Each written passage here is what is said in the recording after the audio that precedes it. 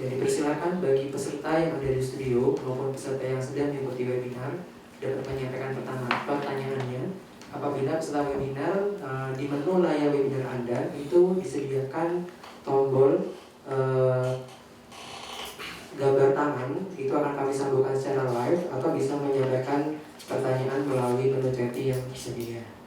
Ya, silakan, mungkin ada pertanyaan dari Bapak Ibu sekalian yang ada di studio, mungkin silakan Ibu. Terima kasih. Saya Ani Juraida dari Hukum Kesehatan. Terima kasih atas kesempatan yang diberikan. Seandainya saya ini sedang proses melakukan penelitian tentang implementasi Permenkes 71 tahun 2013 terkait tentang persyaratan untuk bekerja sama dengan BPJS, yaitu credentialing dan akreditasi. Saya melihat dalam pelaksanaan ini banyak toleransi yang diberikan oleh pemerintah. Di Permenkes yang tahun 2013 itu kesempatan bagi rumah sakit hanya diberi toleransi 3 tahun. Jadi harusnya 2016 semua sudah terakreditasi. Ternyata keluar lagi Permenkes baru yang tahun 2016, toleransi itu diperpanjang. Nah, kalau saya mengamati ini nantinya akan masuk kemana? Apakah terkait dengan tujuan agar BPJS bisa berjalan dengan baik? Kemudian saya ingin lihat sisi respon dari regulator. Karena ternyata setelah diamati, kota saja Yogyakarta itu punya respon yang berbeda untuk memberikan tanggapan. Ternyata ada lagi regulasi lain yang justru mendorong, bukan Permenkes 71 itu yang menyebabkan mereka berusaha secepatnya untuk memenuhi persyaratan bekerja sama. Jadi mohon pengelompokannya kira kemana? Bisa nggak mendukung ke sini? Terima kasih. Ya, mungkin bisa langsung ditanggapi dari Dr. Dika atau Pak Fauzi. Nanti mohon bantuannya pada Pak Fauzi, Prof. Hasan, Jadi menarik Bu, berarti saya menangkap ada 2 hal Bu yang bisa dicocokkan dengan frameworknya. Yang pertama tadi tentang credentialing dan tentang respons dari pemerintah. Nah, kok tadi salah satu sasaran dari yang DJSN itu adalah pemerintah yang memberi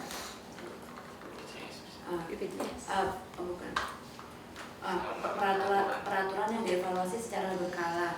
Nah, jadi itu sasaran ke-5. Nah, jadi itu bisa masuk ke aspek tersebut. Sedangkan tadi yang pertama terkait credentialing berarti Bu ya.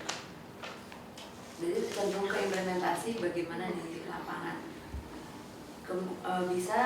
Bisa disesuaikan dengan mengenai masalah jumlah dan sebaran paskes, tapi ini lagi-lagi tergantung dengan Ibu penelitiannya di mana? Jogja, Kota Jogja. Oh, di Jogja.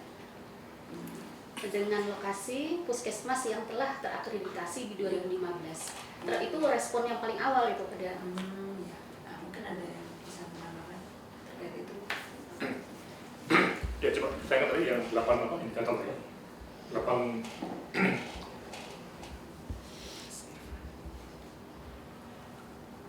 yang 8 terus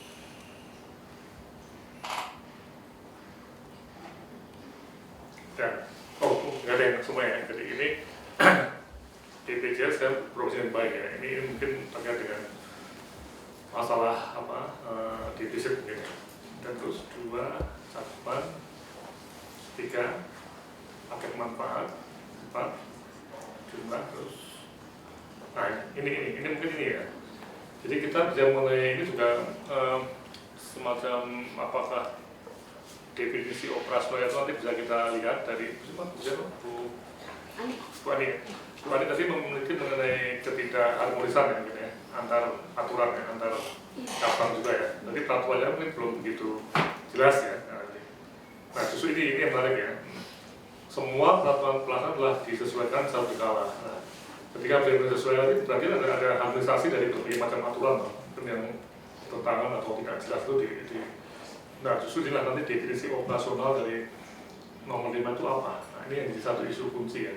Dan kita juga pada pertemuan ke depan kita juga akan mengundang BPJS, kita sudah siap betul proposalnya. Soalnya apa yang atau Dewan SSN, apa yang dimaksud dengan nomor 5 ini? Ya. Kita sudah punya semacam DU-nya ya, DPU nasionalnya. Ya. Mungkin misalnya beliau sudah punya juga, mungkin kalau DPU ini kan yang bikin Dewan SSN atau apa ya? DSN atas ya pemerintah pokoknya. Ya. Nah ini akan kita lihat DU-nya ya. Terus sudah dinyatakan ya, itu kan menjadi mengenai peraturan loh. Dalam pelaksanaan ya, undang-undangnya berarti ya, mungkin masuk ke kelompok 5 ya. Sekali lagi ini semua tadi definisi undang baru dibangun dari sini. Saya bisa dipahami ya, tiap-tiap kelompok yang terlibat itu nggak cuma 1 atau 2. Berarti nanti kita akan kumpulkan macam-macam penelitian yang ada, nanti kita coba baca dengan model yang systematic review ya. Ya, memang systematic review untuk kebijakan memang belum banyak, nanti kita akan coba ini. Terima kasih Dr. Ikhlas dan Bapak Sobo. Mungkin ada pertanyaan yang lain, silakan dari studio. Oh iya, silakan Pak. Dengan siapa dan dari mana? Terima kasih atas kesempatannya. Oh iya, nama saya Gusti Agung Sri Guntari dari Minat KPMAK 2016. Ini terkait dengan tadi disampaikan oleh Mbak Lika sama Mas Fauzi juga terkait dengan equity.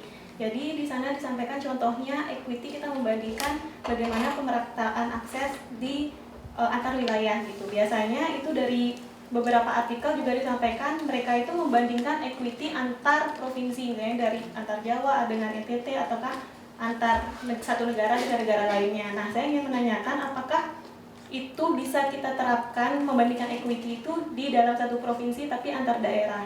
Kebetulan saya dari Bali dan di Bali itu ada satu kepulauan kecil. Jadi dia tuh kalau mereka mengakses ke kota itu harus istilahnya lewat laut, jalan laut. Nah gitu. Itu apakah bisa kita bandingkan untuk equity-nya di sini? Terima kasih. Ya, silakan mungkin tanggapan dari Mas Fauzi. Iya. Iya. Terima kasih Mbak. Jadi saya kira memang equity itu luas Mbak sebenarnya, cuman ya boleh saja provinsi dalam satu wilayah itu memang kalau kita menelitinya dalam satu provinsi pasti membandingkan antara pedesaan dan perkotaan atau masyarakat yang mudah akses atau tidak, miskin atau kaya, atau selalu kebalikannya. Jadi memang equity ini kita mencoba melihat bagaimana teman-teman masyarakat miskin atau yang populasinya terbatas, misalkan yang cacat gitu kan, apakah juga menerima akses yang sama dengan yang normal atau yang mudah. Misalkan kita yang dekat kota ini kalau menjangkau rumah sakit dengan jalan kaki aja bisa atau naik becak aja bisa. Tapi bagaimana dengan masyarakat yang di pelosok, mereka mendapat pelayanan yang sama enggak? Misalkan gitu. Jadi nggak apa-apa dari satu provinsi, malah lebih jelas lagi. Nanti Anda menjelaskan bahwa misalkan di rumah sakitnya Bali di pulau apa gitu kan, itu sudah lengkap nggak, sama nggak fasilitasnya dengan yang di wilayah perkotaan, atau tenaga SDM-nya sama nggak, atau peralatannya, atau justru semakin mudahnya mungkin labnya atau apanya, jadi pendukungnya sama nggak dengan yang di kota. Nah ini yang kita tanyakan di pelaksanaan jaminan ini, jaminan kesehatan maksudnya. Jadi apakah jaminan kesehatan ini memperbaiki akses pelayanan? Jadi akses pelayanan itu tidak hanya kita pergi berobat, tapi apa yang diterima oleh masyarakat di wilayah-wilayah tertentu yang terbatas. Itu mungkin sebenarnya. Nambahkan sedikit aja, jadi bisa banget kalau menurut saya, bahkan dalam satu kabupaten pun bisa antar kecamatan satu dan lainnya. Contohnya di Jayawijaya itu kan Wamena Kota tuh sekarang katanya sih luar biasa maju ya, bandaranya bagus banget, ada rumah sakit depan sama puskesmasnya dokternya 4, terus ya pasiennya ratusan, sedangkan di mungkin 2 jam jalan dari usaha Wamena Kota itu puskesmas lain. Ada yang waktu kami datang ke sana jam 9 nggak ada orang, mau masuk puskesmas aja harus lewat tangga naik terus turun. Jadi bisa banget untuk dalam satu provinsi dan satu kabupaten pun bisa. Terima kasih Mbak Sri. Ya mungkin itu bisa masuk di sini ya, coba poin 34 ya, 234 itu tentang equity ya, coba cakupan, bahan, kemudian 2, 3 paket manfaat ini ya, kemudian yang keempat itu jumlah dan sebaran ya. Nah ini memang penting ya, dari teman-teman yang mau gabung di sini bisa aja nanti masuk ke topik-topik di sini ya. Nanti lihat bentuk usahakannya, tapi kalau mau menilai sendiri juga boleh ya. Nah untuk teman-teman yang ada di provinsi itu juga bisa nanti menggunakan kerangka proposal ini ya,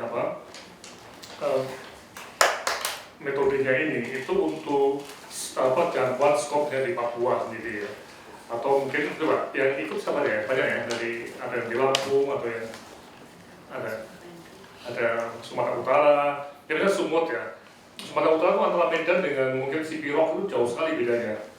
Dengan Badan Segembuan yang ada di selatan sekali itu juga beda sekali ini. Jadi Anda yang bergabung dengan Klidat ini itu bisa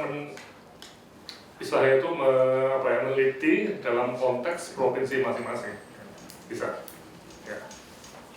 Oke, mungkin ada komentar dari teman-teman di provinsi lain barangkali. Silakan.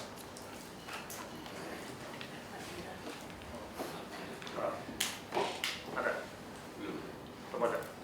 Mungkin dari tunjuk ya. Siapa? Pak Zul. Zulfendri. Ya. Selamat siang, Bapak Zulfendri. Halo, selamat siang, Pak Zulfendri. Ya, mungkin berikutnya Ibu Yenike. Ya, selamat siang Ibu Yenike. Mungkin bisa dibantu menekan tombol mikrofonnya ya. Unmute. Ya. Ya, siang Mas Budi. Iya. Silakan Ibu Yenike Dari mana? dari Ya, Jember. Mas, itu dari Jember ya, dari Universitas Jember dari Iya. AKM. Kalau Mas Budi ada yang mau saya tanyakan, yang untuk mutu klinis tadi itu, apakah termasuk misalnya sebaran SPOG? Karena kemarin Jember itu angka kematian ibunya masih tinggi ya Mas ya. Terus kemudian kalau melihat SPOG-nya sih rata-rata itu terkumpul di rumah sakit yang ada di tengah kota gitu. Jadi kok punya pemikiran untuk melakukan semacam pemetaan SPOG di wilayah kerja BPJS Kabupaten Jember gitu Mas. Bagaimana Mas? Ya, terima kasih Bu Yenike. Mungkin ada tanggapan dari Dr. Ike? Halo Bu Yenike, suaranya serak basah. Mudah-mudahan bukan karena 12 jam kemarin ya. Belum terakhir es krim soalnya. Oke Bu, iya. Jadi terkait mutu klinis, kalau yang tadi Bu Yenike ceritakan tentang sebaran SPOG itu malah lebih pas ke yang indikator nomor berapa tadi ya? Sebaran vaskes nomor 4. Kan ada masalah sebaran vaskes, iya. Kan Jember juga dari yang perkotaan sampai yang jauh-jauh di tengah perkebunan yang desa-desa gitu. Nah itu juga bisa kalau masalah pemerataan, karena di dalam pemerataan fasilitas itu tidak sekedar jumlahnya tapi juga kualitasnya. Jadi misalnya ya bahkan misalnya kesetaraan pemerataan SPOG, ada SPOG yang sudah dilatih macam-macam, ada yang SPOG yang baru dikasih satu pelatihan semacam itu juga bisa dievaluasi. Nah kalau yang mutu klinis itu sebenarnya itu lebih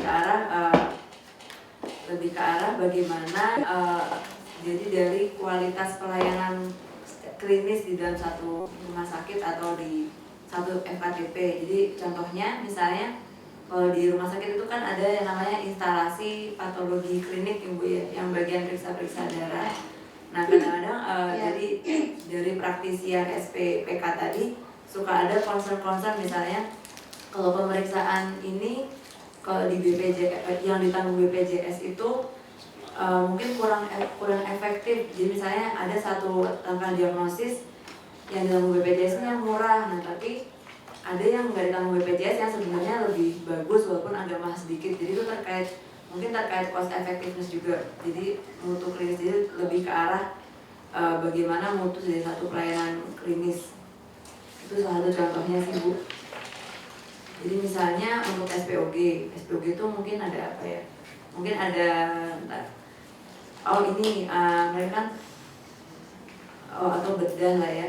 Bedah itu kan ada yang dibilang operasi besar itu kan laparotomi yang misalnya kalau misalnya ada tumor di perut dibelah semuanya itu. Nah itu kan biayanya mungkin itu yang ditanggung oleh BPJS karena mudah dan murah, tapi bisa jadi dengan laparoskopi yang irisannya lebih kecil, lebih efisien, lebih cepat sembuh, jadi itu nantinya akan lebih efektif dalam mengobati pasien. Nah itu bisa jadi yang fokus mutu klinisnya Bu. Sedangkan yang masalah persebaran itu bisa masuk yang ke indikator keempat. Kira-kira gitu Bu Jenika. Iya Mbak Ibu. Ada lagi yang mau ditanya? Satu lagi, iya ada lagi Mbak. Ada satu topik lagi sebenarnya. Saya lihat di lingkungan UNES juga sendiri ya. Kalau PNS kan sudah jelas kepesertaannya ditanggung oleh pemerintah, maksudnya dibayarin pemerintah, dipotong dari gaji kita lah istilahnya seperti itu. Itu kan untuk PNS-nya, sedangkan untuk tenaga kontrak di UNES Jember itu ternyata tidak tercover BPJS Mbak. Nah itu saya mau melihat ATP, BTP-nya sama dengan kebijakan di lingkup Universitas Jember terhadap tanggungan pelayanan kesehatannya tenaga kontrak itu Mbak. Gimana Mbak? Ya, terima kasih Bu Yenika. Ya Mas. Terkait dengan pertanyaan Bu Yenika, sebenarnya ada dua sasaran yang ada di peta jalan. Yang pertama, BPJS Kesehatan beroperasi dengan baik atau enggak. Ini terkait dengan sosialisasi dan lain sebagainya, termasuk ATP, WTP dengan iuran kepesertaannya. Kemudian ini yang terkait dengan ATP, WTP tadi Bu Yenika. Kemudian yang kedua tentang kepesertaan. Nah ini terkait dengan sasaran pokok yang kedua. Nah, jadi di dalam kepesertaan ini menjelaskan bahwa BPJS itu JKN ini kan mencakup semua masyarakat, artinya baik itu PNS maupun non PNS yang menjadi peserta jaminan kesehatan nasional. Cuman dalam efektivitasnya, nah ini apakah sasarannya ini bisa bersosialisasi dengan baik atau enggak? Nah, kalau bersosialisasi dengan baik atau enggak ini terkait dengan apakah BPJS kesehatan ini dalam manajemen atau pengelolaannya sudah baik atau enggak. Nah ini ada dua sasaran yang menjadi atau dua topik yang menjadi yang Bu yang kita tanyakan. Ini Bu. Iya. Terima kasih Mas Fauzi.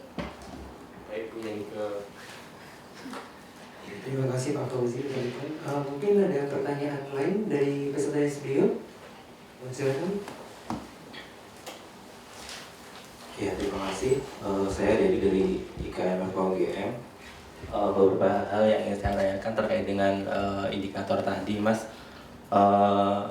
Untuk tahun keempat pelaksanaan JKN ini, kira-kira indikator manakah yang menjadi prioritas, menjadi isu prioritas yang relevan untuk dilakukan kajian dan tentunya untuk mencapai UHC di tahun 2019. Yang kedua, terkait dengan selama ini ada isu yang menarik yang sangat diperdebatkan juga terkait dengan pelaksanaan JKN, yaitu program KB, di mana program KB juga beberapa pihak mempertanyakan kedudukannya di dalam skema JKN. Lantas kira-kira ke depan seperti apakah program KB ini dan kira-kira apakah masih relevan untuk dikaji dalam tahun keempat pelaksanaan JKN ini. Terima kasih. Ya, terima kasih Mas Dedi. Mungkin ada tanggapan dari Profesor. Ya, memang dalam konteks KB ini memang menarik kalau kita lihat di bandingkan Vietnam ya. Di Vietnam itu KB tidak masuk dalam JKN yang salah ya. Jadi itu hanya untuk yang miskin sekali dibantu KB, untuk yang kelas menengah ke atas itu memang Vietnam melepaskan kepada pasar ya, mereka beli sendiri gitu. KB-nya kan berhasil, padahal Vietnam juga negara komunis ya, yang lebih kiri dibanding Indonesia ya. Nah, dalam konteks ini mungkin bisa silakan kalau mau tim evaluasi kebijakan JKN dan KB Pak. Ini terbuka sekali ya untuk ini. Sama juga evaluasi kebijakan TV dalam JKN ya. Nah, memang yang kita teliti itu dalam perspektif yang lebih ke arah kebijakan besarnya ya, jadi tidak spesifik ke topik-topik tapi tidak untuk kemudian kalau ada yang mau ke situ silakan. Kita bisa bersama-sama juga membantu di sini. Misalnya, apa betul nanti kebijakan KB itu membuat mutu KB jadi tambah baik, misalnya. Karena malah tambah buruk ya, karena pemisahan sistem ya. Dan sebagian masih tangan oleh KB, dan KPN sebagian oleh BPJS. Jadi ada model seperti ini seperti tunggu-menunggu barangkali. Nyatanya di beberapa tempat mulai quality dari KB itu juga tidak ada yang tanggung jawab. Ini menarik. Silakan kalau lebih bos kami. Iya Prof, terus Prof terkait dengan sasaran Prof tadi saat menyampaikan menanyakan apakah ada sasaran pokok yang akan dipilih, sasaran utama yang akan dipilih di tahun 2017 isu prioritasnya, apakah? Ya jelas KB, jelas iya kalau saya KB penting KB dan TV barangkali terutama yang penyakit yang atau bahwa topik-topik yang nasional ya. KB kalau KB gagal jelas sekali kita saya kira. Nah, TV juga demikian. Ya. Terima kasih. Ya, terima kasih Prof. Mungkin ada tambahan dari informasi ya. Berikutnya mungkin kesempatan lagi buat penanya, dipersilakan. Bukan bertanya, tapi pertama menambahkan tadi tentang pekerja yang bukan PNS. Di sini juga kita nggak ada disharmoni kebijakan mungkin Pak. Kan ada ketentuan bahwa pemberi kerja wajib membayarkan premi untuk pekerjanya. Nah, yang mungkin perlu kita perdalam lagi sanksi bila pemberi kerja tidak memasukkan pesertanya dalam BPJS. Itu yang pertama. Kemudian tentang KB tadi Pak, di ketentuan BPJS bahwa Alkon itu ditanggung oleh KB. BKKBN tinggi. Nah, dalam kenyataannya Alkon yang disediakan oleh BKKBN itu hanya untuk orang miskin. Jadi apakah di sini juga ada disharmoni kebijakan atau mana pemerataan pelayanan kita yang tidak miskin justru tidak berhak untuk menerima Alkon yang dari BKKBN. Terima kasih. Ya. Alkon itu semuanya ya, semua peserta BKKBN ya, itu dapat Alkon. Aturannya juga aturannya semua. Tapi mungkin masalah kesediaan barangkali ya. Ketersediaan Alkon hanya untuk masyarakat Harus pilih-pilih. Nah ini juga jelas ada satu masalah dalam konteks cukup nggak dana pemerintah tadi untuk tanggung semuanya. Nah ini yang masalah equity ini. Itu penting. Iya, terima kasih Prof. Jadi memang dalam satu sasaran utama itu juga banyak topik ya, tergantung dari yang akan ditelusuri yang mana. Ya, peserta webinar mungkin ada yang ingin menyampaikan pertanyaan, bisa tersambung secara live maupun melalui menu chatting. Jadi belum ada. Saya mau pamit dulu ya. Oh iya, baik. Ya, saya mau pamit dulu ya. Tapi sebenarnya mungkin dari teman-teman yang ada di provinsi ya. Jadi apa yang disampaikan Bu Lika dan Pak Fauzi itu nanti kita bisa juga untuk mengembangkan di level provinsi masing-masing. Nah ini yang nanti kita akan coba fasilitasi selama beberapa bulan ke depan ya. Memang satu pertanyaan menarik ya tentang metode evaluasi kebijakan. Ini diteruskan aja di kedokteran itu belum banyak atau mungkin di FKM ya. Ya, sebenarnya apa metode evaluasinya ya? Nah, ketika masalahnya itu banyak ya, dari KB sampai ke arah yang tadi yang 8 indikator pencapaian tadi ya, itu akan sampai pada bagaimana metodenya. Nah ini yang jadi mungkin minggu-minggu ini atau bulan-bulan ini kita fokus betul pada metodenya. Silakan nanti membuka untuk beberapa topik ya. Tapi metode evaluasi kebijakannya ini yang kita harus perhatikan ya. Dan minggu depan atau bulan depan ya, bulan depan ya kita akan mengundang juga para ahli metode kebijakan publik yang berasal dari Visipol. Nanti kita coba dari para pakarnya ya. Supaya kita semua memahami betul bagaimana metode evaluasi kebijakan. Ya. Sekarang dulu ya, semua silakan dulu diteruskan. Kita pamit dulu. Ya, terima kasih. Mungkin minta close dulu buat Prof. Soma. Ya. Terima kasih Prof. Soma. Ya, kepada para peserta baik dari studio maupun yang sudah ikut webinar, mungkin ada pertanyaan lagi, dipersilakan. Ya, ini ada pertanyaan. Kalau begitu, ini ada pertanyaan dari grup Community of Practice Bagian Kesehatan dari Bapak Inang menanyakan bahwa menurut masyarakat, iuran BPJS Kesehatan adalah bentuk tanggung jawab pemerintah untuk memenuhi hak kesehatan masyarakat, atau iuran BPJS Kesehatan adalah wujud tanggung jawab masyarakat untuk saling menolong sesama warga. Nah, kalau terkait dengan itu, nanti mungkin masuk ke sasaran yang mana cocoknya ya. Mungkin Bapak Fauzi bisa menanggapi terlebih dahulu. Kalau ya, terima kasih Pak Inang. Jadi kalau terkait iuran BPJS ini bisa berkaitan dengan dana, dan ini dana ini biasanya banyak ke sasaran yang pertama ya, bagaimana BPJS Kesehatan ini bisa beroperasi dengan baik. Tapi kemungkinan juga bisa dikaitkan dengan beberapa isu yang 8 ya mungkin ya, kalau kita lihat ya. Mungkin yang 8 ya, ini BPJS Kesehatan kelola secara akuntabel dan efisien, ini juga bisa masuk sini. Jadi terkait dengan banyak isu-isunya yang banyak muncul kan defisit ya, atau mismatch. Kemudian terkait dengan kecukupan iuran untuk paket manfaat ini juga bisa masuk kalau memang dikaitkan dengan paket manfaat medis dan medis yang sama ya. Jadi kalau iuran PBI ini misalkan 23.500 itu mendapat sedikit mungkin ya, kalau di PBI kan yang sana yang jauh-jauh sana itu yang mungkin loh. Tapi kalau yang kelas 1 kan biasanya orang-orang kaya yang di dekat kota, atau orang kaya yang punya mobil yang bagus ya, jadi bisa ngakses misalkan walaupun dia di tempat terpencil tapi karena dia kaya punya mobil 4 biji atau bahkan pesawat pribadi yang bisa mencapai kota dengan mudah. Ini yang artinya paket manfaat yang diterima pun jadi berbeda. Jadi yang tadi itu yang PPI 23.000 malah cuma dapat untuk mengobati flu ya Pak di puskesmas ya, karena 150 diagnosa cuma 10 diagnosa yang ada. Terus orang kaya yang sama-sama di desanya itu karena dia punya mobil dan pesawat pribadi, dia bisa mencapai akses rumah sakit yang peralatannya canggih dan tenaga kesehatannya lebih lengkap. Ini kan jadinya berbeda.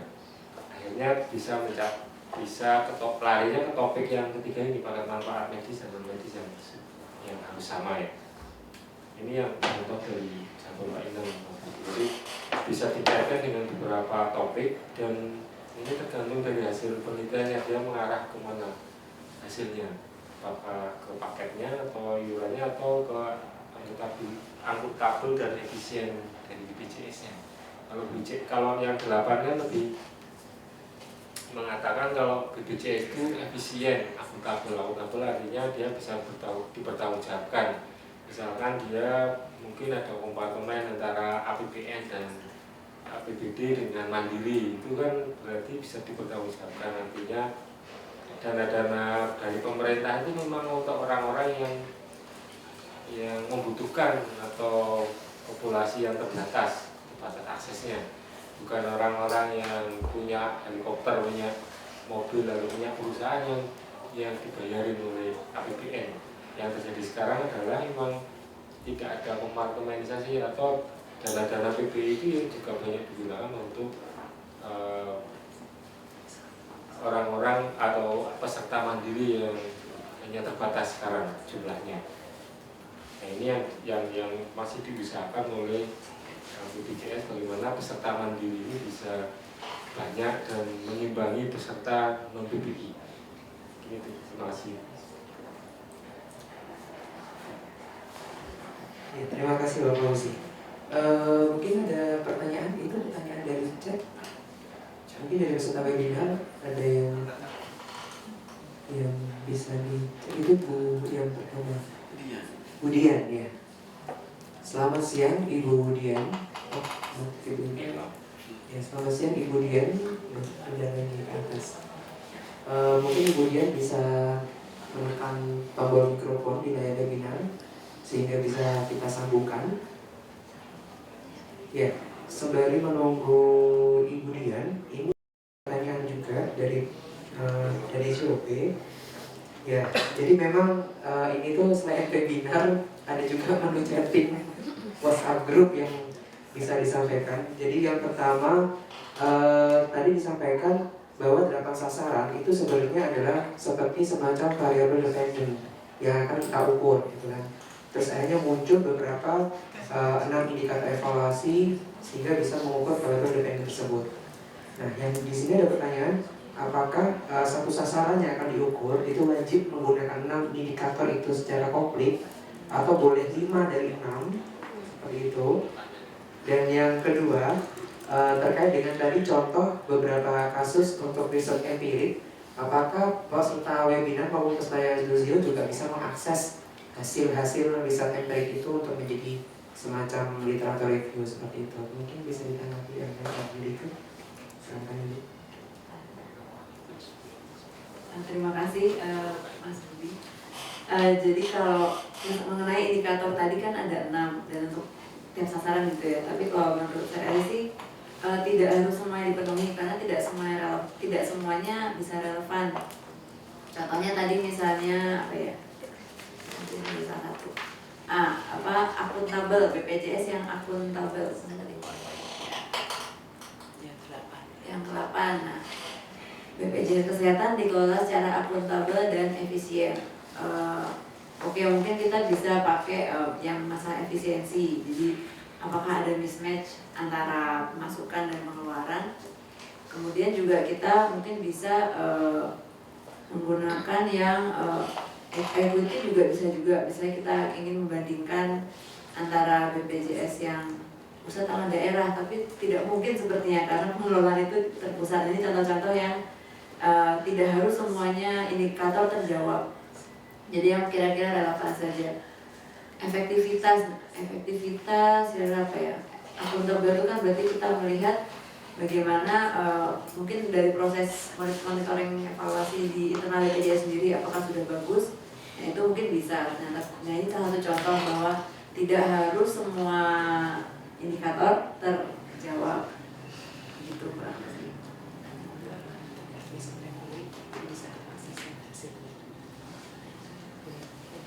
Oke, kalau terkait riset empirik, sebenarnya riset empirik ini jadi inginnya seperti begini kan, makanya di sini banyak ada ibu dari hukum kesehatan, ada juga mbak dan mas dari KPMAK, juga mungkin dari bapak ibu yang ikut webinar, ada yang dosen di bagian FKM juga di USU, di UNED. Nah, kita inginnya semakin banyak network atau jejaring, maka semakin mudah kita mengakses berbagai penelitian yang mungkin tidak secara gampang kita dapatkan di Google Scholar misalnya. Contohnya gini kan, ada misalnya tadi Bu Yenike di UNED di Jember, pasti kan ada banyak karya tulis mahasiswanya yang membicarakan tentang JKN. Nah, tapi kita ini kalau di googling mungkin nggak ada karena mungkin database-nya baru masuk di perpustakaan. Nah, data-data empirik dari situlah yang keinginannya karena kita punya jejaring di sini, jadi nanti bisa di-share. Oh, di Jember ini sudah pernah ada penelitian seperti ini. Kemudian nanti misalnya Mbak Bungsi dari Bali, mungkin kalau pas lagi pulang ke Bali main-main ke Udayana, ke perpustakaannya, oh di sini ternyata udah ada penelitian ini. Kemudian di Sumatera Utara sudah ada penelitian apa saja di mana saja. Nah itu sebenarnya yang dimaksud dengan riset empirik tadi Mas. Nah dan banyak lagi mungkin yang risetnya Mas Budi banyak kan tentang JKN. Dan memang banyak sekali riset yang datanya kadang-kadang kita tidak bisa dapatkan atau tidak tersedia secara secara publik. Nah ini yang mungkin agak tricky buat kita. Nah tapi maksudnya tadi ada riset empirik, hasil riset empirik tadi kita saat ini sudah ada beberapa, tapi ya inginnya di-share bareng-bareng. Mungkin nanti ada forum atau apa sih sarana di websitenya untuk yang di tempat berbagi hasil riset itu yang nantinya akan memperkaya proposal mengenai JKN yang akan kita kembangkan. Tapi begitu, mungkin Pak Fauzi ada yang mau ditambahkan atau Pak Budi boleh juga menambahkan.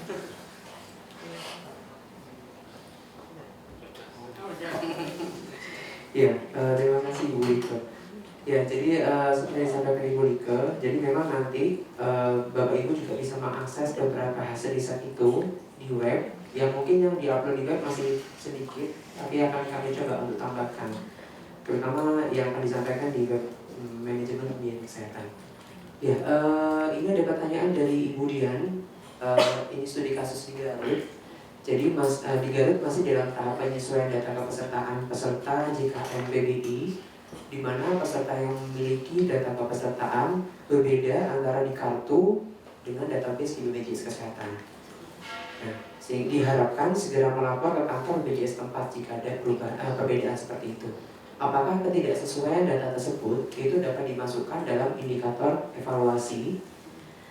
Dan ini juga beliau juga udah membuat pernyataan masalah juga bahwa permasalahan yang dihadapi peserta adalah terlambatnya penerimaan pelayanan kesehatan karena harus memperbaiki dulu perbedaan data tersebut.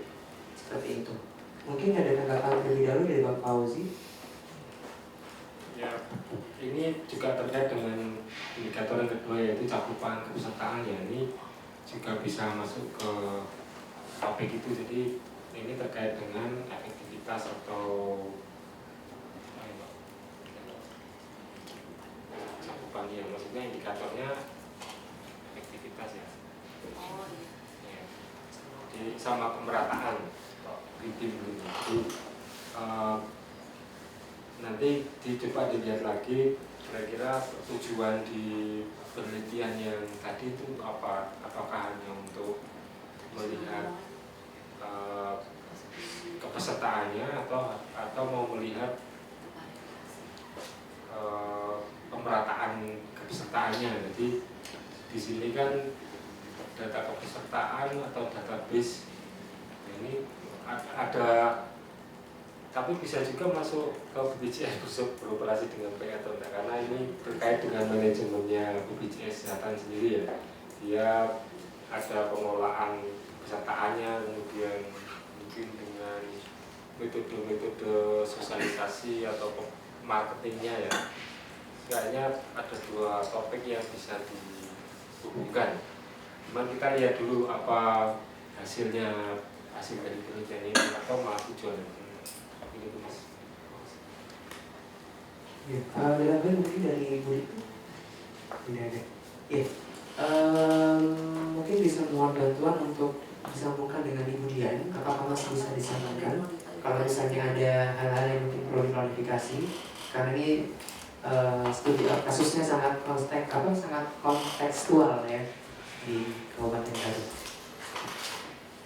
Iya, sepertinya masih belum bisa terhubung.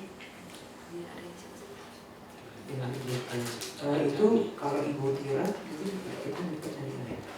Ya, sembari mungkin sedang disiapkan pertanyaannya, ada peserta dari studio yang ingin menyampaikan pertanyaan. Tadi perwakilan dari MAK udah, KMPK ada yang mewakili atau ya silakan mungkin Mas. Ya, gantian berarti. Ya, selamat siang. Ya. Saya Rian dari IKM FK UGM. Menarik sekali tentang evaluasi kebijakan JKN. Ada beberapa hal yang ingin saya ketahui secara mendalam tentang tadi banyak sekali. Seperti yang kita ketahui bersama bahwa JKN ini banyak hal yang kompleks dalam hal kebijakan yang tentunya karena Indonesia ini karakteristiknya sangat unik. langsung saja yang ingin saya tanyakan adalah tadi ada 8 hal pokok yang berhubungan dengan evaluasi kebijakan JKN. Dari 8 hal pokok tersebut mana yang lebih diprioritaskan untuk kedepannya? Karena tentunya banyak sekali, saya tidak mengatakan permasalahan tapi tantangan, mulai dari kepesertaan, pemerataan SDM kesehatan, dan data kepesertaan yang tidak mutakhir seperti itu. Nah, bagian mana hal tersebut yang menjadi prioritas kedepannya yang berhubungan dengan kebijakan JKN? Mungkin itu saja. Ya, terima kasih Mas Noprian. Mungkin ada tanggapan dari Bu Lika. Silakan. Oke, terima kasih Mas Noprian. Kalau prioritas, kalau misalnya tanya kalau menurut saya prioritas itu bisa berbeda-beda tergantung siapa yang ditanya. Karena saya sendiri bukan pemerintah pusat, saya tidak bisa yakin pasti ini prioritasnya mereka. Tapi kalau sekarang ini saya lihat permasalahan utama di negara kita ini kan mismatch BPJS yang semakin besar, yang tadinya berapa 5 triliun, 7 triliun, terus 10 triliun. Itu kan kalau masalah keuangan itu membahayakan keuangan di Indonesia. Saya pikir itu salah satu prioritas. Berarti kaitannya dengan efisiensi ini sebenarnya bisa bermacam-macam ya.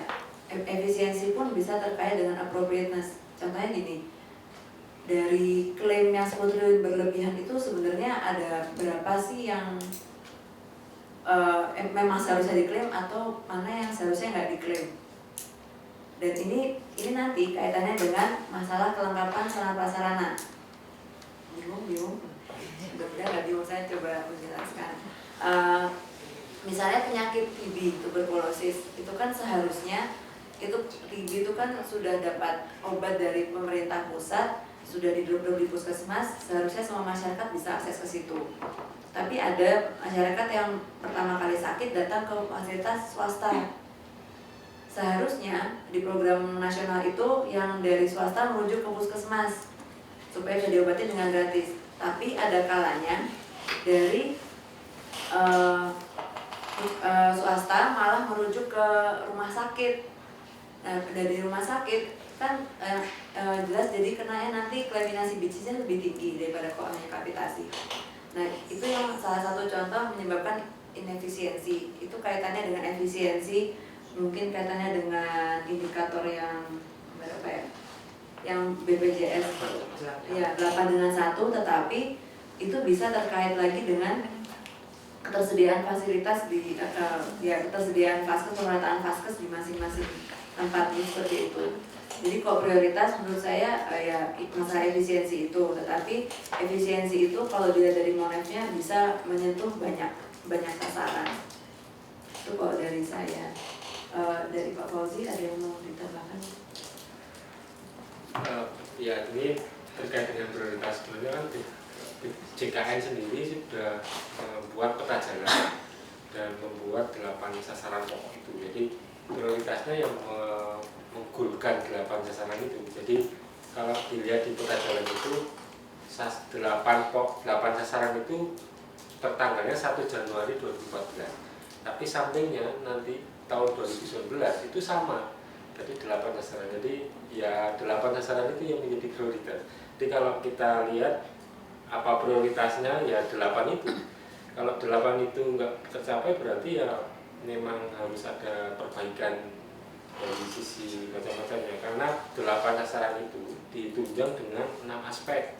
Aspek regulasi, aspek kepesertaan, kita bisa contohkan.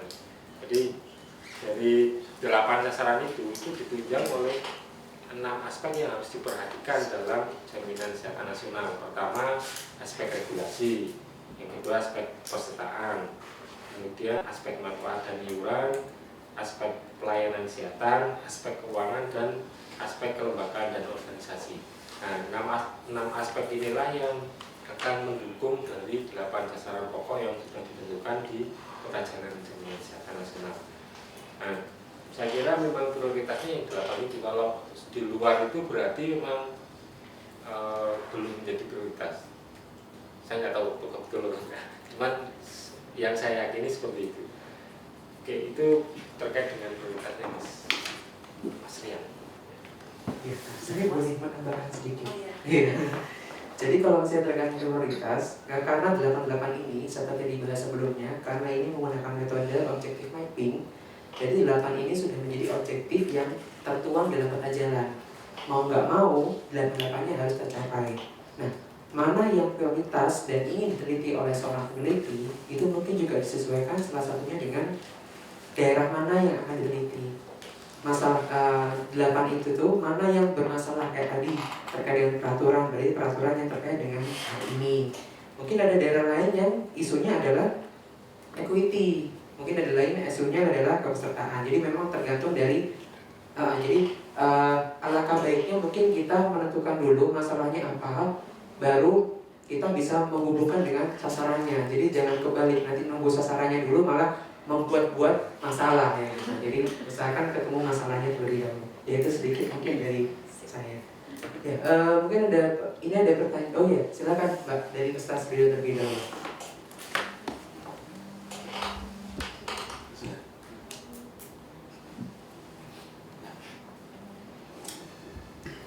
Terima kasih. Saya mau bertanya sedikit. Nama saya Eka Puspasari dari KPM Angka 2016. Ini terkait banyaknya rujukan yang rujukan pasien yang seharusnya itu bisa ditangani di PPK 1, tetapi akhirnya harus dibawa ke fasilitas kesehatan lebih lanjut. Jadi yang saya temui itu kasusnya ketika saya periksa banyak dari peserta PBI ya ini. PBI itu datang ke puskesmas itu hanya meminta surat rujukan saja. Jadi seperti sudah tradisi mereka gitu kan. Sebenarnya di puskesmas itu bisa ditangani. Hanya saja mereka, saya sudah biasa periksa di rumah sakit A misalkan dengan ini obat yang ini misalkan seperti itu, tetap minta ingin dirujuk ke sana. Nah, hal ini bisa tidak kita jadikan salah satu indikator untuk agar rujukan ke rumah sakit atau fasilitas kesehatan tingkat lanjut ini bisa lebih dikurangi, karena kan berbeda juga ya klaimnya nanti untuk kapitasi dengan menggunakan dinas medis kan berbeda. Nah, hal seperti ini bisa tidak kita pakai untuk indikator penelitian. Terima kasih. Ya, terima kasih Mbak Eka. Ya, mungkin ditanggapi terlebih dahulu oleh Pak Fauzi. Ya, terima kasih Mbak Eka. Jadi saya kira memang kalau hal itu terkait dengan kebiasaan sebenarnya dari masyarakatnya. Karena kalau kita kaitkan dengan kemampuan diagnosis juga karena tadi bilang puskesmasnya sebenarnya bisa, dan dia sebenarnya mampu, cuman mungkin bisa dimasukkan ke topik lain terkait dengan yang sosiologi ya, yang budaya, jadi perilaku kesehatan berobat masyarakat atau kesehatan cara berobat masyarakat. Jadi mungkin bisa dimasukkan di bawahnya mutu klinis kalau memang banyak kasus-kasus itu terjadi di masyarakat. Ya tidak hanya terjadi di yang Mbak Eka cerita ya, Papua itu juga gitu. Di Mamena itu kalau mau berobat dia tinggal bawa parang gitu kan, terus ditancapkan di meja itu kan, itu perilaku yang belum, maksudnya masyarakat yang belum dikasih sosialisasi dengan benar, dengan baik. Nah, ini yang menjadi hambatan tersendiri dan rujukannya menjadi tinggi. Ini yang bukan karena puskesmasnya tidak mampu, tapi karena perilaku masyarakat yang kurang tercemar atau tersosialisasi dengan baik. Terus kemudian kalau misalkan dikaitkan dengan masyarakat yang kurang tersosialisasi dengan baik, ini bisa dikaitkan dengan pengelolaan BPJS kesehatan yang baik. Ini yang nomor satu mungkin terkait dengan BPJS kesehatan berbasis dengan baik. Ini terkait dengan kelembagaannya, jadi organisasi kelembagaan BPJS, bagaimana sosialisasinya, bagaimana peran pemdanya nanti dengan BPJS kesehatan, pola kerjasamanya dan lain sebagainya. Mungkin itu yang bisa. Oh ya, ini Bu Juanita ini dari Sumatera Utara. Jadi terima kasih Bu Juanita sudah memberikan pertanyaan kepada kita. Kalau terkait dengan supply side, saya kira ini terkait dengan sasaran pokok yang nomor 4, jumlah dan sebaran fasilitas pelayanan kesehatan. Dan ini bisa menjadi topik penelitian, ya bisa sekali. Jadi data-data sekunder ini justru harus dimanfaatkan karena di Kementerian Kesehatan sudah dikeluarkan juga sebaran fasilitas kesehatan di provinsi atau di kabupaten juga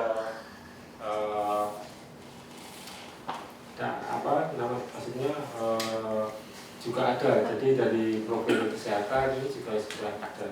Cuman kadang kita nggak banyak memanfaatkan data-data dasar ini untuk menganalisis lebih lanjut, terutama untuk perencanaan atau untuk hal-hal lain yang bermanfaat.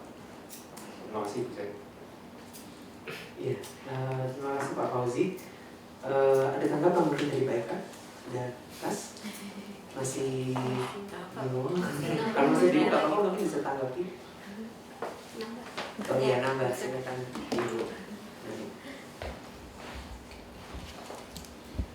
Terima kasih. Tadi tentang lolosnya ya penyakit yang sebenarnya bisa ditangani di puskesmas. Mungkin kita berarti bisa melihat di sini peran puskesmas selaku gatekeeper yang harus didukung dengan sumber daya manusia dan alat yang memang terpenuhi sesuai dengan Permenkes 75. Itu yang pertama. Kemudian dalam mekanisme kendali mutu dan kendali biaya itu kalau di puskesmas kita ada evaluasi triwulan yang disampaikan tertulis. Maksimal rasanya 15% itu angka rujukan, lebih dari itu kita bermasalah. Nanti pasti akan ditindaklanjuti oleh dinas, teguran, dievaluasi apa penyebabnya. Kemudian kalau rujukan itu lolos juga sampai ke rumah sakit, ada potensi justru rumah sakit tidak bisa mengklaim bila penyakit itu adalah penyakit yang harusnya ditangani di tingkat puskes. Jadi tetap ada kendali mutu dan kendali biaya, dan tim kita itu lengkap dari orang kabupaten, orang dinas, dan juga orang rumah sakit sama BPJS. Enggak, di Kalimantan Selatan, semua itu se-Indonesia dia berlaku. Sudah ketat itu untuk kendali mutu, kendali biaya. 3 nanti mungkin melihatnya dari sisi mananya. Apakah di tingkat dana operasionalnya, untuk rujukan, angka rujukannya, atau besaran klaim yang memang lolos sampai ke rumah sakit. Kemudian tadi yang lain juga tentang dari Garut. Kebetulan di kabupaten kami juga sedang bermasalah. Sudah ada temuan di kabupaten sebelah bahwa ada indikasi inefisiensi dari peserta yang dianggap double pesertaan. Dia PBI, tetapi dia juga menerima pelayanan jam kesedah. Kalau ini tidak sampai menjadi temuan, kabupaten harus bisa menemukan atau membuktikan bahwa yang peserta jam kesedah itu benar-benar tidak termasuk dalam PBI yang didanai oleh pusat. Kenapa ini dianggap akan ada temuan penyalahgunaan keuangan? Karena kan mekanisme pembayaran kapitasi itu udah pasti total. Dari peserta PBI yang ditanggung pusat, dana kapitasinya langsung dikucurkan ke puskesmas. Tapi kenyataannya kenapa dia juga bisa mengklaim jam kesedah? Nanti kita akan kita sebenarnya dibentukkan ya, terutama daerah kami itu perda kami justru menanggung seluruh masyarakat, tidak membedakan dia miskin tidak miskin, dia sudah PBI atau non PBI, tidak membedakan. Ternyata tim pemeriksa melihatnya justru dana kapitasi yang sudah dikucurkan tanpa melihat kota tadi, tanpa melihat maksudnya dia masuk sebagai PBI atau tidak. Nah, efisiensinya di sini nanti. Indikasinya korupsi. Ya, terima kasih. Bahaya. Saya kira nggak cuma Tangsel Bu, jadi ya semua. Mungkin Ibu dari Garut tadi juga data kepesertaan itu ini yang di Jember juga ya dari dinas kesehatan itu, jadi data di PPI itu habisnya cuma 11% yang masuk di PPI masyarakat miskin. Tetapi ternyata masih ada yang dijaminkan yang masuk jam kesedah. Kemudian kalau ditambahkan ya PPI APBN dengan PPI jam kesedah, itu ternyata angkanya jadi bukan 11%, jadi 41%. angka kemiskinannya di luar Nah, dari di luar dari angkanya BPS. Nah ini aneh, makanya ada double pendapatan. Belum lagi ternyata di luar PPI APBD ternyata masih ada lagi data berapa ribu yang harus dibayar sendiri oleh APBD di luar skema. Jadi ada 3 model kepesertaan. Jadi memang hebat. Bisa 3 model. itu nanti Pak dilanjutkan dalam cakupan kepesertaan mungkin Ya, Pak, bisa topiknya. jadi topik itu. Oke, ada Iya. Mungkin ada pertanyaan yang lain dari ya silakan Mbak. Terima kasih. Saya Dila dari MAK. Sebenarnya ini menyangkut juga dari pertanyaan Mbak Ika sama pernyataan dari Ibu Ani itu terkait dengan bagaimana sebenarnya puskesmas misalnya dalam rujukan. Sebenarnya ada aturan yang pernah saya baca itu tentang kapitasi berbasis pemenuhan komitmen pelayanan. Nah itu merupakan salah satu bagaimana mengukur kinerja dari puskesmas. Sebenarnya pertanyaan saya itu kan di situ adalah sistem pembayaran dari BPJS ke puskesmas. Apa itu bisa dilihat dalam monet JKN ini? Karena kalau tidak salah itu dalam KBK ini ada 3 indikator yang digunakan. Salah satunya itu rujukan non spesialistik dengan kontak rate dan yaitu prolanis. Apakah itu bisa juga apakah nanti penelitian itu hanya melihat salah satu indikatornya itu atau bisa langsung sekaligus melihat sistem pembayaran dari BPJS ke puskesmas? Terima kasih. Ya, terima kasih Mbak Dila. Mungkin ini expertise-nya dari Ibu Lika ya, silakan Ibu Lika. Mengenai makasih Mbak Dila. Jadi tentang KBKP tadi ya, bisa misalnya mau meneliti detailnya gimana misalnya penelitiannya mungkin. Misalnya kita melihat bagaimana suatu puskesmas itu menerapkan sistem yang ini kapitasi berbasis pemenuhan komitmen. Apakah nanti kita bandingkan antar puskesmas atau bagaimana, atau hanya melihat satu puskesmas saja yang sudah menerapkan sistem pembayaran ini? Karena belum sampai sekarang ini masih hanya sebagian puskesmas yang sudah menerapkan. Oke. Ya bisa misalnya yang meneliti seberapa bagus si KBK ini mempengaruhi apa performa puskesmas dalam hal tadi ya rujukan, terus angka kontak sama prolanis bisa dilakukan. Dan itu nanti ya betul seperti kata Bu Ani kaitannya dengan peran puskesmas sebagai gatekeeper.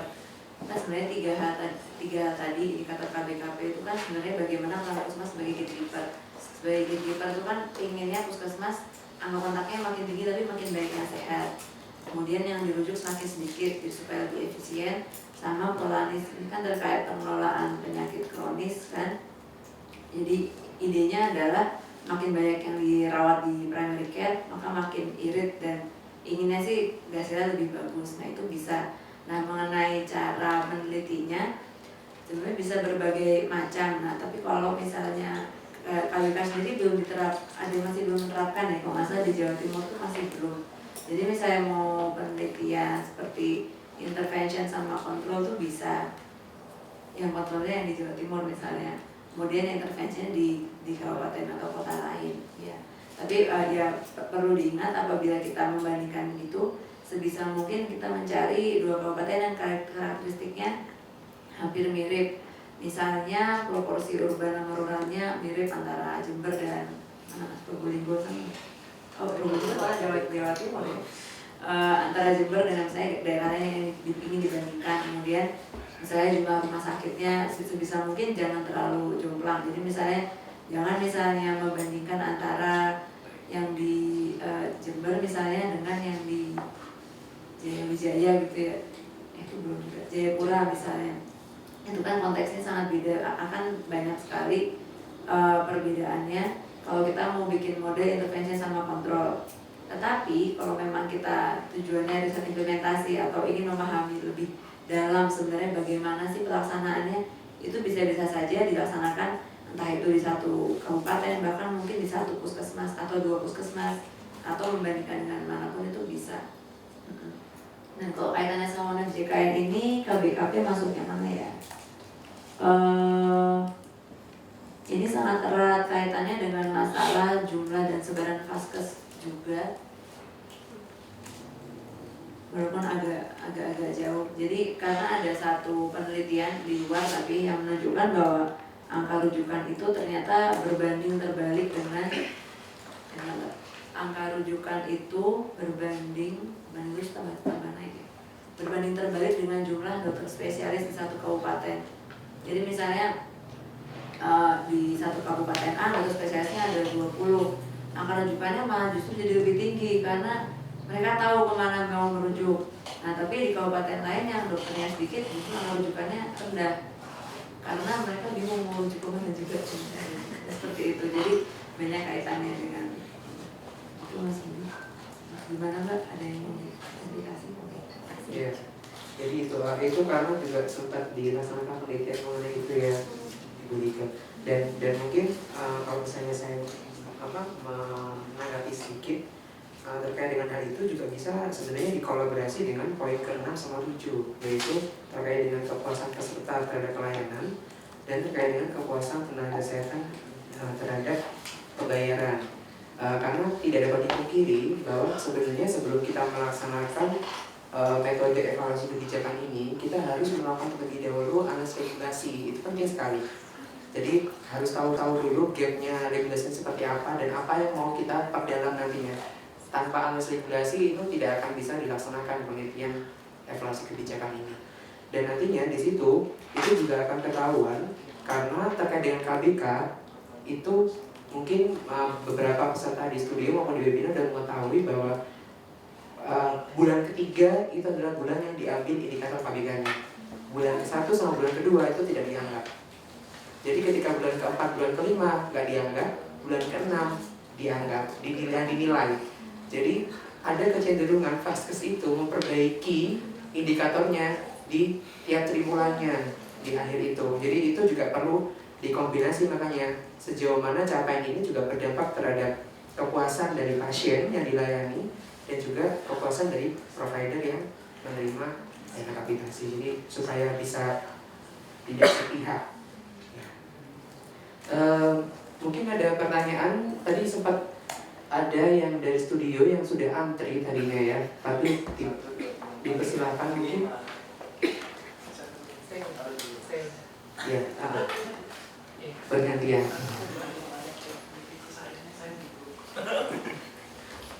Ya, silakan Mas. Ya, terima kasih atas kesempatannya. Saya Faisal dari BKMK. Tadi ada pemaparan tentang indikator yang mungkin akan sangat berhubungan dengan monitoring JKN ke depannya. Kemudian di situ salah satu indikatornya adalah tentang equity. Kalau saya lihat ada bersama dengan arti pemerataan. Nah, ada satu isu mungkin yang mau saya jelaskan tentang pengalaman di lapangan tentang terkait dengan misalnya perbedaan besaran biaya antara wilayah di Indonesia regional misalkan. Nah, kalau misalkan ada gap antara distribusi dokter, terutama dokter spesialis, dokter umum masih sangat banyak sangat banyak kekurangan, tidak utamanya di daerah timur. Nah, saya melihat bahwa memang misalnya konsep yang digunakan adalah pemerataan gaji, misalnya jasa dan sebagainya, itu semuanya disamaratakan ya, semua wilayah Indonesia semuanya sama. Padahal misalkan kalau dihitung-hitung ya pasti berbeda. Kita mau membeli sesuatu di beberapa titik di Indonesia itu akan berbeda. Kalau misalnya konsepnya tetap pemerataan, kira-kira apakah ada bisa melihat ke depannya seberapa jauh efek ini untuk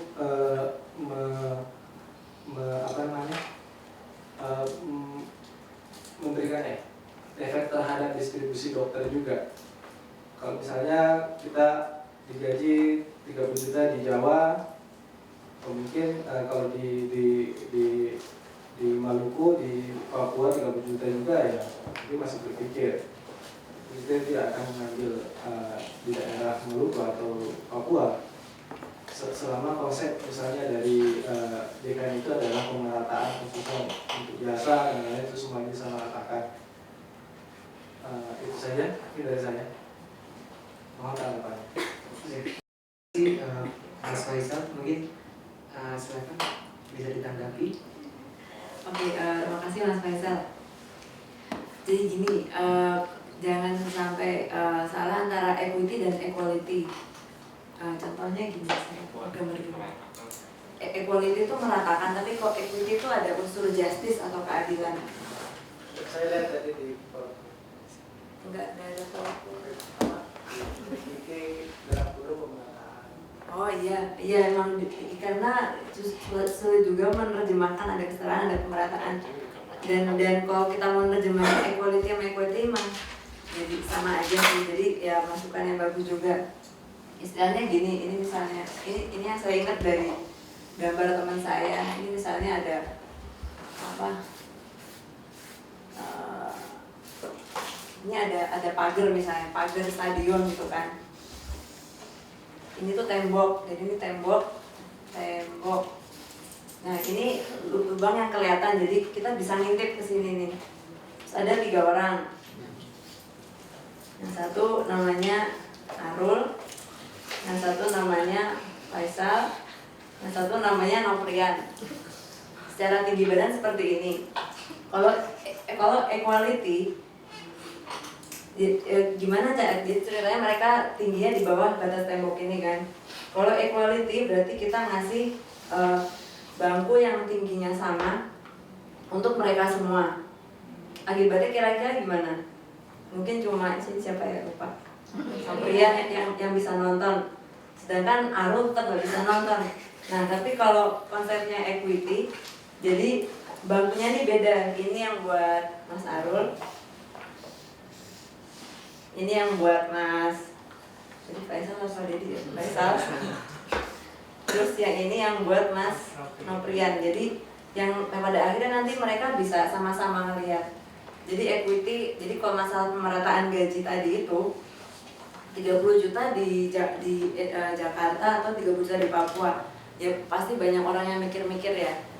Dan sekarang ini kan ada WKS. Kalau saya perhatikan WKS itu justru banyak nih daerah-daerah terpencil.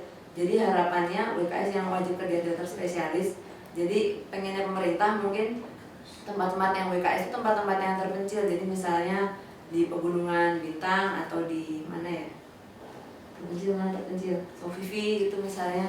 Itu dikasih 30 juta, tapi yang ditempatkan di DKI Jakarta mungkin ada penyesuaian karena mereka mungkin ada punya sistem sendiri. Juga karena mereka bukan tempat terpencil, jadi tidak setinggi itu. Nah jadi bisa kita bayangkan deh dengan kapitasi yang sekarang ini sama-sama 6.000. Saya di Jogja, KTP Jogja bayar 6.000. Kemudian Mas Budi, Mas Faisal misalnya di Sopeng bayar 6.000. Saat kita datang ke puskesmas, mungkin pelayanannya akan jauh berbeda. Nah di sini yang sebenarnya equity ini, saat ini pemerintah menerapkan sama 6.000, 3.500 untuk semuanya, tapi ya bisa jadi apa yang didapatkan tidak sama. Nah itu yang jadi salah satu isu equity sekarang. Dan masalah pendapatan dokter, ya saya setuju memang saat ini belum ada, selain WKS itu kan untuk spesialis, tapi untuk dokter umum sendiri itu sangat-sangat dibebankan pada pemerintah daerah. Jadi kalau misalnya pemerintah daerah yang nggak punya uang, ya nggak sanggup mendatangkan dokter akhirnya. Nah itu mungkin yang perlu digodok juga. Saat ini timnya Mas Fauzi juga sedang ada penelitian tentang insentif untuk dokter, yang mudah-mudahan nanti akan ada satu masukan dari ini. Tapi ya konsep equity seperti itu. Terima kasih atas masukannya Mas. Mungkin mau diklarifikasi? Ya, terima kasih Bu Lika. Berikutnya tadi sepertinya ada antrian dari peserta di studio. Silakan mungkin. Ya.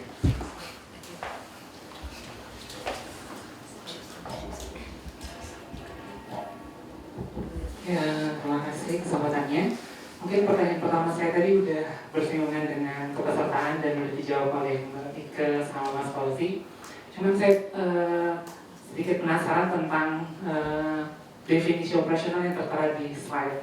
Definisi operasional ini apakah memang sudah dibuat misalnya dari pemerintah pusat untuk mendefinisikan masing-masing indikator di setiap isu strategik, ataukah ini masih bisa kondisional, maksudnya jika bisa disesuaikan dengan keadaan daerah gitu, misalnya di definisi operasional efektivitas di mutu klinis ini puskesmas sesuai perannya sebagai gatekeeper. Apakah ini masih bisa berubah sesuai dengan kondisi daerah definisi operasionalnya? Apakah ini sudah ditetapkan dari pemerintah pusat? Yang kedua, jika kondisional itu siapa yang bisa menjamin bahwa definisi operasional atau yang isu yang akan diangkat oleh daerah itu sesuai dengan 8 isu strategi? Iya, terima kasih Mas Arul. Ini Mas Arul memang pakar definisi operasional. Ya, mungkin ada tanggapan dari Pak Fauzi. Terima kasih Mas Arul. Jadi seperti yang dijelaskan tadi di awal sebenarnya, bahwa ini merupakan definisi operasional yang masih sementara atau contoh. Jadi itu saya yang buat, Mas. Jadi mohon maaf kalau tidak tepat gitu kan. Cuman ini memang makanya mengapa kita cantumkan definisi operasional, karena memang belum ada definisi operasional yang jelas. Karena contoh kasus di nomor 1 ya, sasaran pokok nomor 1. BPJS Kesehatan berwajib dengan baiklah untuk memasukkan topik-topik penelitian ke dalam sasaran pokok ini. Dan kita harus mengetahui indikator evaluasi mana yang cocok dengan sasaran ini.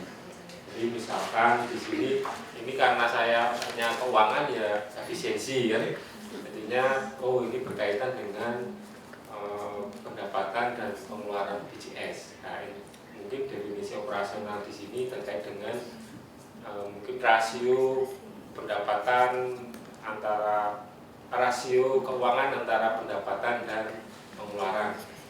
Dan nanti karena hasilnya ada yang mismatch, defisit atau malah surplus, mungkin ya dimasukkan ke situ yang survei-survei terkait dengan mismatch atau defisit atau yang lainnya lah.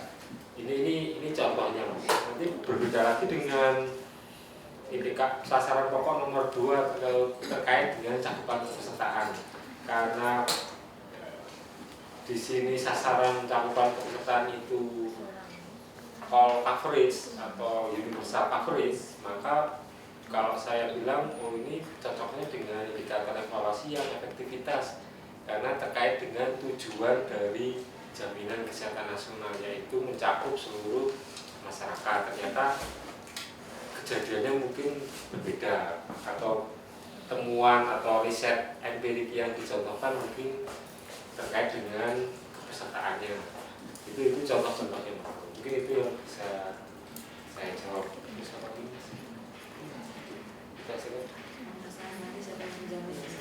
Yang menjamin kita semua, jadi sebenarnya makanya kita diskusi di sini memastikan kalau penelitian-penelitian yang mungkin Mas Arul terkait dengan KPJKN itu mau masuk di mana. Ternyata ditambahkan di sini bukan tidak masuk karena KPJKN mungkin harusnya nggak masuk dalam JKN, ini dikeluarkan dari 8 sasaran pokok ya, yang tambahan di dalamnya mungkin. Cuman ini cuma mendukung biar KP di luar JKN. maksudnya ya ini salah satu contohnya. Itu Mas. Terima kasih. Ya, mungkin Ibu Ika ada tambahan. Mau menambahkan saja, sebenarnya kalau dilihat dari misalnya penyusunan tesis mungkin buat kayak Mbak Ika, Mbak Eka, Mbak Musri, Mbak Anggi ya, itu definisi operasional pun nanti akan ketemu, kita akan semakin kaya dan semakin banyak tahu setelah banyak literatur review sih. Ya kan di forum ONF JKN ini kita ingin bertemu dengan semakin banyak, maksudnya makin banyak kepala kan makin bagus, bisa dipikir sama-sama, makin banyak referensinya, jadi bisa mengembangkan definisi operasional. Ya, sehingga nantinya jadi justifikasi kita kuat. Ini juga sudah dipaparkan tadi sama Prof. Laksono. Nanti pasti kita akan banyak diprotes masa definisi operasional. Oh, efisiensi seperti itu, efektivitas seperti itu. Tapi ya yang penting adalah kita punya satu forum yang bersama-sama, yaitu untuk bekerja sama-sama juga, sama-sama cari literatur, sama-sama melihat bagaimana kondisi di lapangan sehingga nanti bisa menyusun, ya karena ini namanya penyusunan proposal bersama oleh JKN, jadi bisa satu definisi operasional yang sama. Dan mungkin memang kontekstual bisa banget sih, apalagi kalau nanti daerahnya berbeda, itu bisa saja. Ya, terima kasih Monica. Ini bisa minta waktu sebentar saja ya. Sebentar saja. Mungkin bisa dibukakan slide untuk yang tabel 7.2, karena ini sepertinya isu DO ini rada krusial ya. Tabel 7.2 di slide tadi sebenarnya juga sudah dipaparkan oleh yang screenshot itu ya, kriteria for evaluation. Nah ini, jadi sebenarnya tadi itu historinya adalah studi. Tadi sebenarnya contoh aja untuk yang DO itu berasal dari karena kita sudah memikirkan pertanyaan question di situ itu tuh sudah baku di buku itu gitu kan. Tinggal kita menentukan kriteria mengilustrasikan cara menjawab pertanyaan itu. Muncullah terkait dengan apa? Muncullah tadi misalnya kalau terkait dengan edukasi harusnya pendapatan lebih gede daripada pengeluaran. Bagaimana mengukur itu? Itu adalah hasil dari literatur review. Jadi kerangkanya itu awalnya dari sini muncul tadi itu. Jadi mungkin bisa menjadikan ini sebagai pedoman juga. Ya, itu saja sih supaya bisa ada nyambung ya. Ya. Mungkin yang tadi digambarkan Mas Budi, tata dari 7.2 itu merupakan bagian dari bukunya William Dunn versi bahasa Inggris. Jadi nanti kita akan coba upload cuma dengan beberapa perubahan ya Pak. Tidak semuanya karena itu nilai ada hak ciptanya. Jadi kita akan coba tampilkan tapi tidak semua. Jadi bagian-bagian penting yang terkait dengan pembahasan kita. Ini Mas. Iya, Mas. Terima kasih. Karena waktunya sudah habis, ya. Jadi mungkin nanti diskusi definisi operasional dan sebagainya ini akan dibahas di sesi berikutnya. Tapi juga ini semuanya akan diupload di web manajemen-pembiayaan-kesehatan.net dan kebijakan-kesehatan-indonesia.net. Jadi di sana juga akan ada kolom diskusi sehingga Bapak Ibu, saudara sekalian juga bisa memberikan input. Selain mengadopsi juga bisa memberikan input dalam diskusi tersebut. Ya, mungkin itu yang bisa kami sampaikan. Kurang lebihnya kami mohon maaf. Sebelum kita menutup mungkin kita berikan aplaus buat Ibu Dika dan Bapak Pauli. Terima kasih. Terima kasih juga kepada Bapak Ibu Saudara yang sudah mengikuti secara webinar maupun di studio. Ya, akhir kata wassalamualaikum warahmatullahi wabarakatuh.